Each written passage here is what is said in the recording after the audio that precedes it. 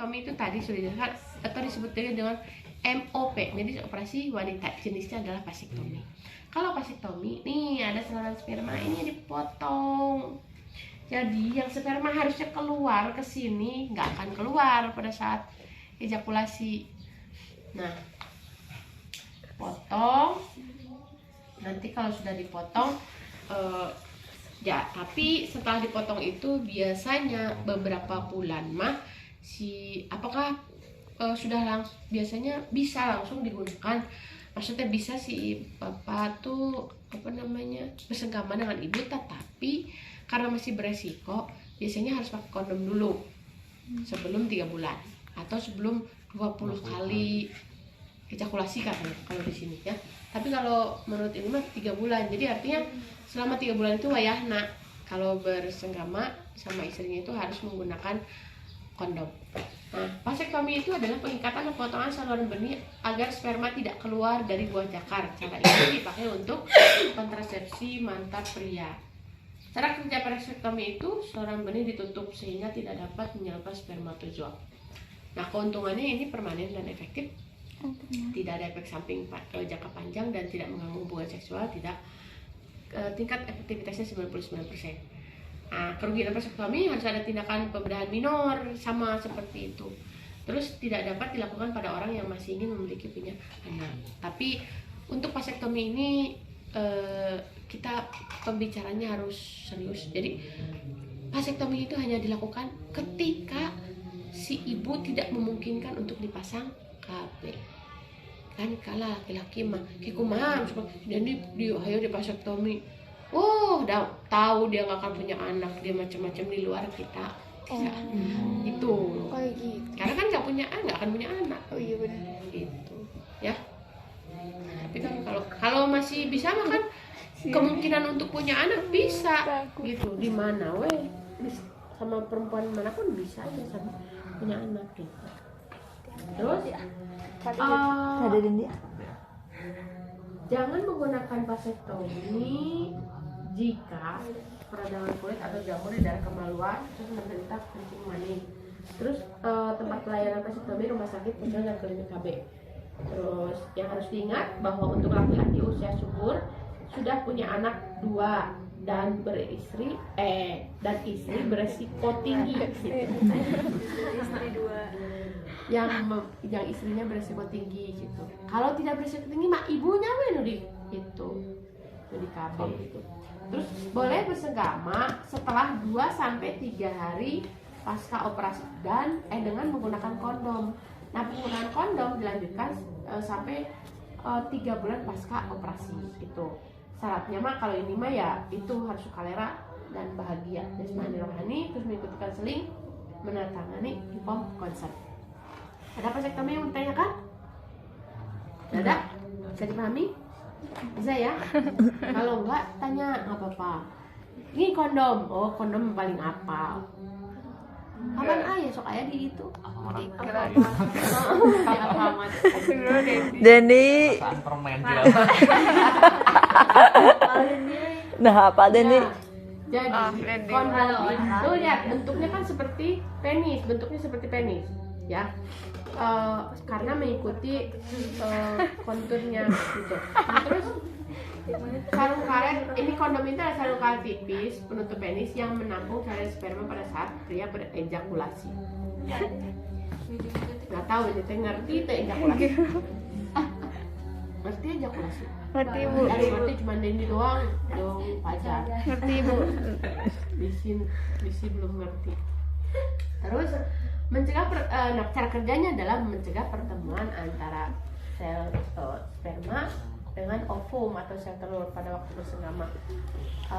Pensenggama penghalang kontak langsung dengan cairan terinfeksi. Nah, keuntungannya murah dan tidak perlu ke dokter, mudah dipakai sendiri dan dapat mencegah penularan penyakit kelamin. Ini kelebihan dari kondom ini adalah mencegah. Yang tadi semua tidak bisa mencegah. Kalau yang tadi semua, kalau yang ini khusus yang ini bisa mencegah gitu. Ini bukan hormonal tapi alat penghalang. Terus kerugiannya harus selalu memakai kondom yang baru, untuk dicuci pakai. Dendi mau dicuci pakai. Jadi ukirnya jadi heuras kan kalau kondom itu kan ada pelumasnya di sini di lateknya. Nah, kalau misalkan dicuci pakai heuras bener. Kesan gitu. Heuras karunya Dendi kelecet begitu. Gitu ya. Peren. Jadi peren kan.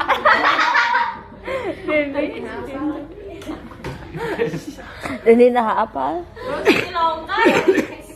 Harus selalu ada persediaan. Jadi nggak kalau misalkan ibu memutuskan saya mau pakai kondom aja, tapi ya ibu harus persediaan. Misalkan kalau misalkan yang namanya hubungan seksual itu yang sehat itu kan seminggu itu minimal 2 kali. Ya minimal 2 kali. Tergantung itu kebutuhan ya. Namanya kebutuhan itu seperti kita makan. Ada yang makannya cuma sekali, ada yang makannya 3 kali, kayak gitu. Ada yang makannya 2 kali, itu pilihan.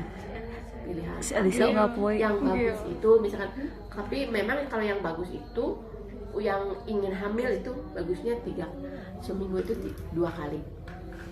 Itu Alisa hari ya. berapa kali sih? Jadi setelah 3 hari itu sperma itu dalam keadaan bagus gitu loh maksudnya. Jadi kalau yang pengen program kehamilan bagusnya seperti itu. Ada yang setiap hari ada, berarti kondomnya harus banyak. Si Alisa? Ada yang sehari 3 kali? Ada. Ini. Ada.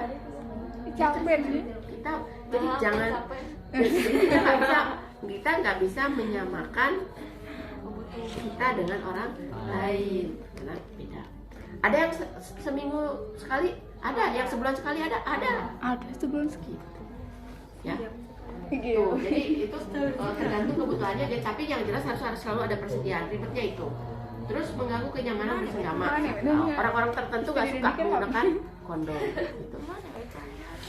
Terus tingkat kegagalan cukup tinggi bila terlambat memakainya. Jadi untuk memakai kondom suaminya harus disiplin. Gimana? Yo harus sudah ereksi. Jadi kalau belum ereksi satu baru kemana? Ngaplek kan karena kan bisa kan ini tangan kita kayak gini dimasukin ke sini kan pasti longgar. Itu. Mungkin begitu ereksi nyeri ya.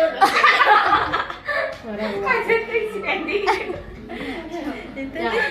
Terus kadang-kadang ada juga yang tidak tahan dengan kondom ini. alergi kondom. Kan kadang-kadang karet juga bikin Siapa? alergi kan. Gitu.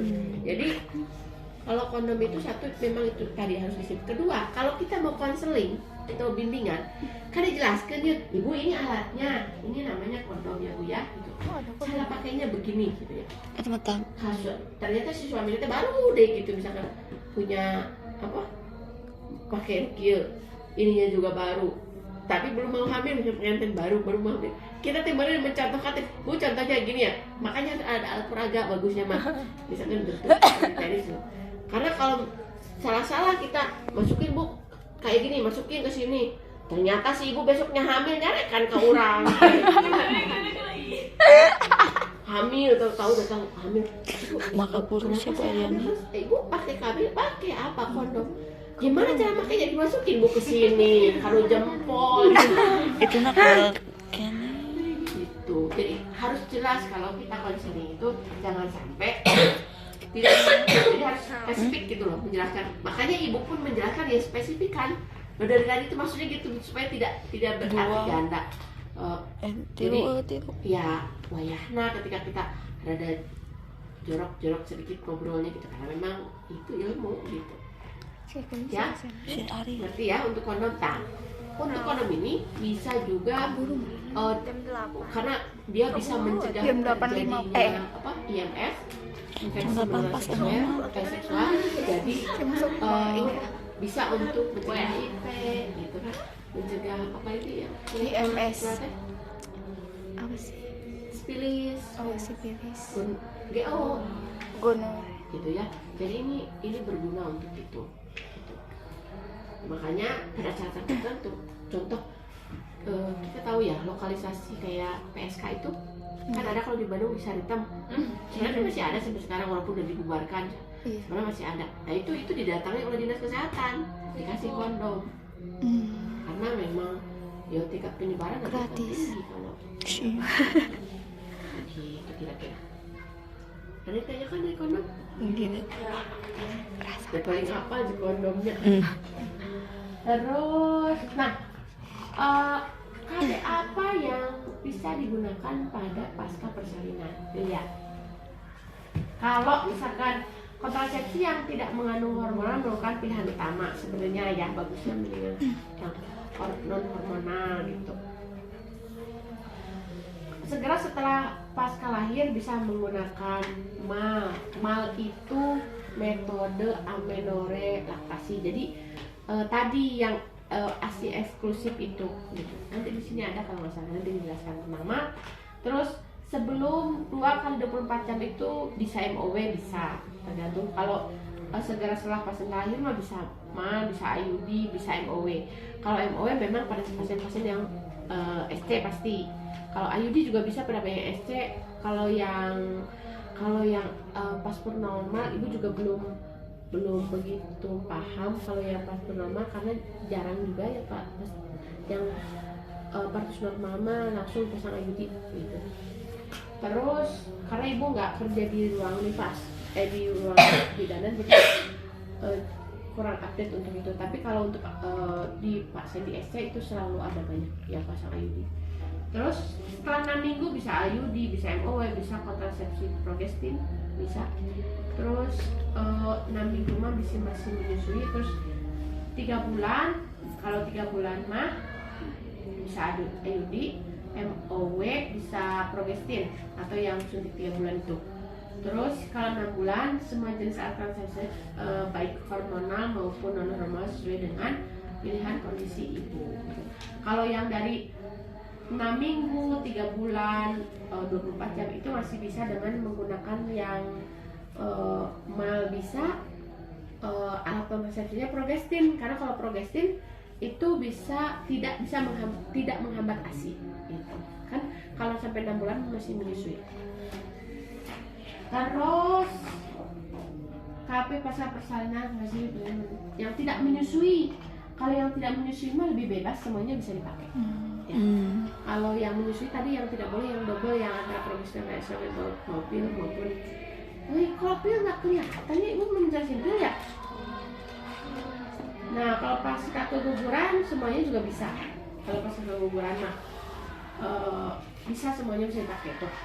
Bisa IUD, bisa susu, progestin 1 bulan, pil KB ya bisa. Nah ini yang mau, ntar dulu. Pasca keguguran sudah. Nah ASI eksklusif sebagai MAL, metode amenorrhea laktasi. Jadi kalau ini ada 3 besar yang dipenuhi kalau untuk metode ini. Yang pertama, bayi harus mendapat ASI saja tanpa bantuan apa, makanan cair atau makanan padat apapun. Terus ibu belum mendapatkan haid kembali setelah persalinan. Terus bayinya belum berusia 6 bulan. Kalau ibu-ibu yang menyusui itu biasanya kadang-kadang mensnya terlambat. Jadi karena hormonnya fokusnya ke sini, ke produksi air susu. Setelah itu baru ini.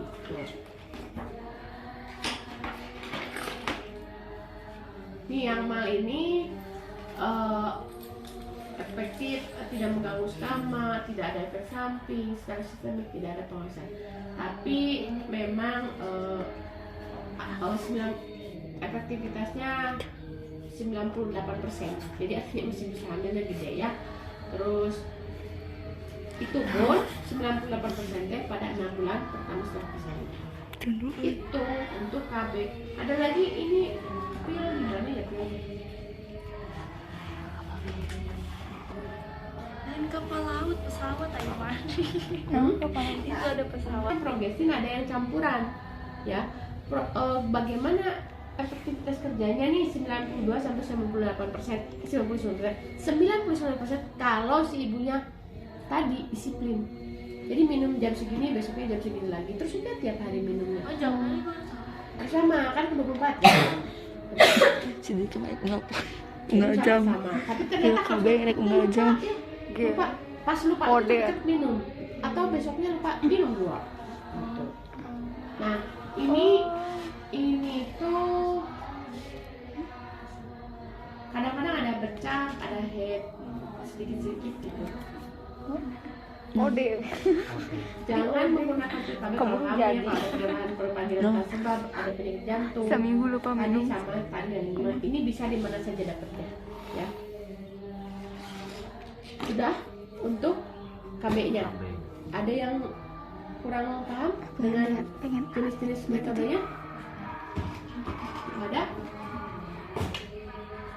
Nih, ya Ayudi nih. Contohnya ini ada benangnya nih. Ibu kok pakai iodin kerasa ngeganjel. Enggak, cuma kadang-kadang mulus. Karena kan memang dia kerjanya adalah kontraksi. Sama yang kesini juga.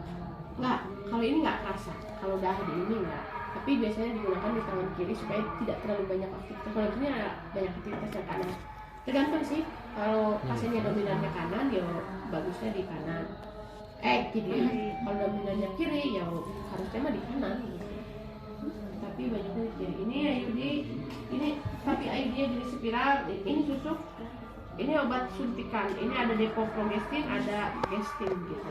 Dan ini yang apa? KB. Terus ini apa namanya teh? Kondom. Itu. Nah, baru kalau sudah kita jelaskan, tanya kontrasepsi yang diinginkan oleh klien. Berikan perhatian pada klien apa yang disampaikan klien sesuai dengan kata-kata, gerak, isyarat, dan caranya pasien ngomong gitu ya. Terus setelah itu kita selalu harus bisa menempatkan diri kita di depan ibu sendiri. Jadi tidak boleh kita teh selalu menempatkan diri kita teh kalau kita jadi si ibu gitu. Terus coba tempatkan udah. Terus memahami pengetahuan dan kebutuhan apa yang dan keinginan pasien. Ya betul. Saya tuh ibu, saya tuh pengen KB ini. Saya tuh anaknya udah banyak. Gitu. Tapi kalau apa namanya untuk punya anak lagi sekarang belum siap misalkan saya ingin apa anak saya baru satu. Saya belum mau punya anak lagi sekarang. Gitu. Nah, uraikan kepada klien mengenai pilihannya dan beritahu apa pilihan reproduksi yang paling mungkin. Jadi kalau kita sudah tahu si ibu keadaannya bagaimana, oh ternyata si ibu tuh nggak ada masalah, anaknya juga 2 atau 3 gitu. Nah, terus bantulah klien pada jenis kontrasepsi yang paling dia inginkan. Jadi, saya mau pengen ini, oh iya kelebihannya apa, kekurangannya apa, dan setelah jelaskan kontrasepsi yang lainnya juga gitu. Terus juga jelaskan alternatif kontrasepsi yang lain yang mungkin diingini oleh pasien.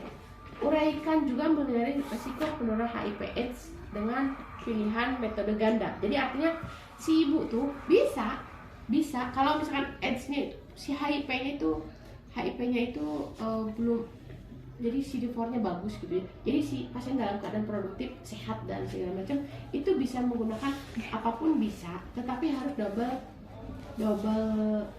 nanti KB-nya double dengan tadi apa? Dengan apa? Yang bisa melindungi dari HIV. Dengan kondom. Jadi boleh pakai itu nggak boleh, tapi harus dengan kondom. Apalagi kalau ternyata yang positif suaminya, makanya dalam hal ini harus dipastikan itu bisa jadi buahnya ya.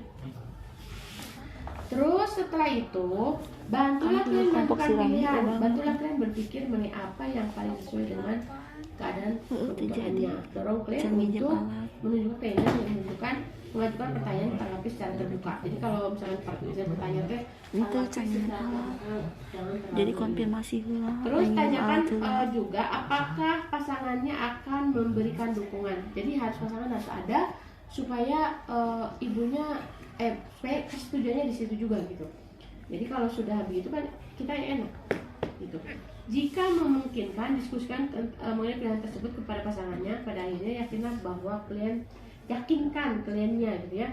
Telah membuat suatu keputusan yang tepat. Petugas dapat menanyakan apakah ibu sudah memutuskan pilihan jenis kontrasepsi atau jenis kontrasepsi pilihannya yang akan digunakan apa ya.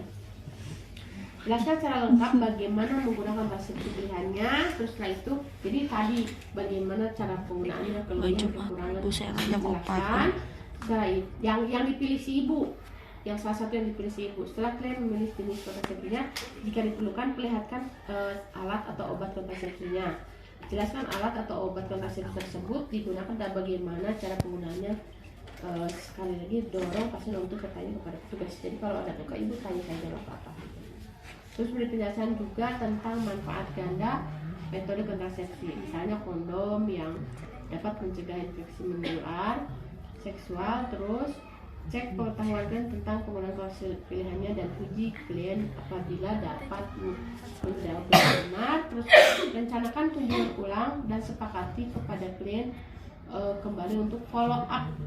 Nah, dan perlu juga selalu mengingatkan klien untuk kembali apabila terjadi suatu masalah. Jadi kalau misalkan ibu habis pasang IUD, ibu nanti 7 hari kesini lagi, atau setelah 7 hari ibu nanti sebulan kontrol lagi. Berarti selanjutnya setelah sebulan ibu boleh sekarang kontrolnya 6 bulan sekali, atau tapi